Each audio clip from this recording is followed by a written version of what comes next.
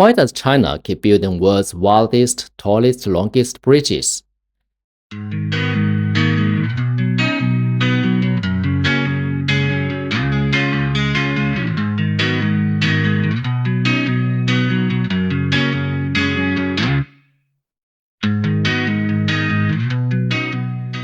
Is it just flexing, or is there something deeper?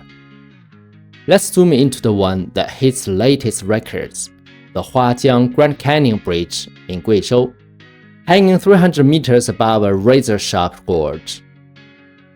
At first glance, it looks like an engineering stunt, but hidden in its steel and concrete is a different story. How a single bridge can change the destiny of a region.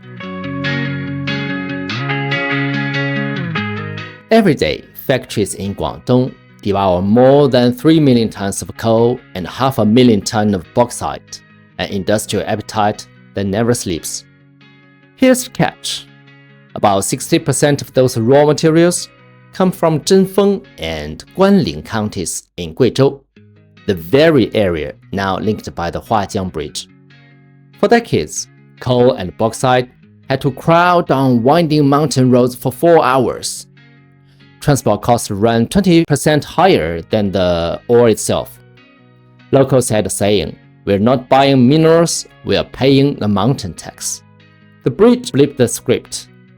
Today, trucks glide across in minutes, cutting costs by 35 yuan per ton, saving roughly $240 million a year. That's enough to upgrade 100,000 factories with smart machines. And when you hold a Huawei phone or a BYD battery, part of that supply chain quite literally runs across Huajiang. And it's not just the industry, farmers feel it too. Take Guizhou kiwis, sweeter, richer in amino acids than the usual kind. Before, 30% spoiled on the bumpy ride. Now, packed at sunrise, stacked on trucks, and delivered to Guangzhou supermarkets by noon. Branded with the proud sticker 24-hour gorge to table. Pepper farmers used to carry sacks on foot for hours, selling at just $1.20 a pound. Today, live streaming e-commerce pushes prices up to $5.50. Orders come in from hotpot chains in Beijing and even Korean restaurants. One village even launched a dragon fruit adoption program.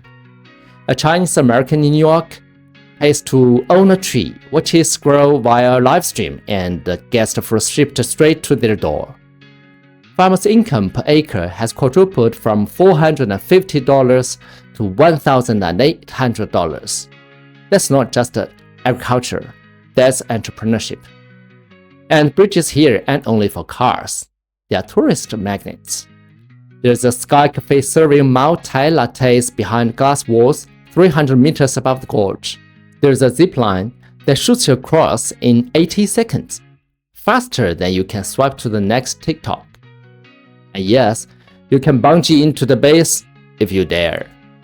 In just 1 month, 230,000 visitors showed up. Guest houses doubled their rates overnight. Projections? 2 million visitors a year, $140 million in tourism revenue, and thousands of new jobs, all powered by bridge. Now some ask, would it be easier to just move mountain villages into cities? But these mountains aren't empty. They hold centuries of culture. Wuyi women dye fabrics with resin from local trees. Liao silversmiths hammer jewelry in fire pits passed down through generations. Move them into apartments, and those traditions vanish.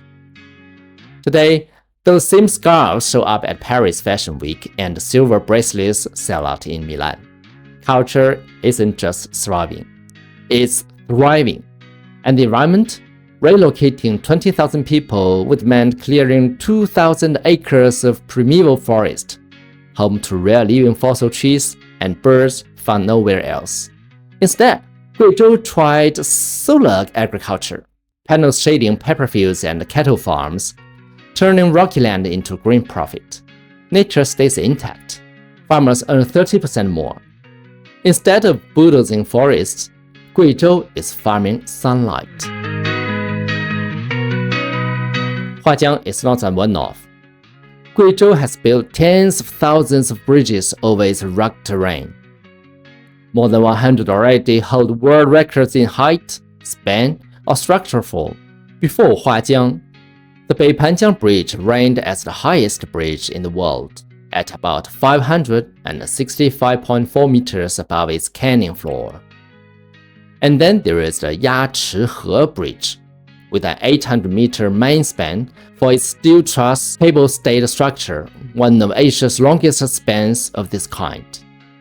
But now, Huajiang's 625-meter height and 1,420-meter main span place it at the top, in height and among the best in span, solidifying Guizhou's title as a global leader in mountain bridge engineering. International magazines now call this province development painted with bridges. Each one isn't just concrete and steel. It's a lifeline for minerals, crops, tourists, culture, forests, and people. So, back to the big question.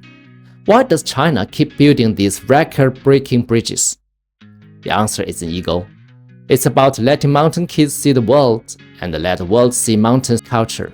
It's about making old crafts profitable, keeping ancient forests alive, and turning gorges into gateways.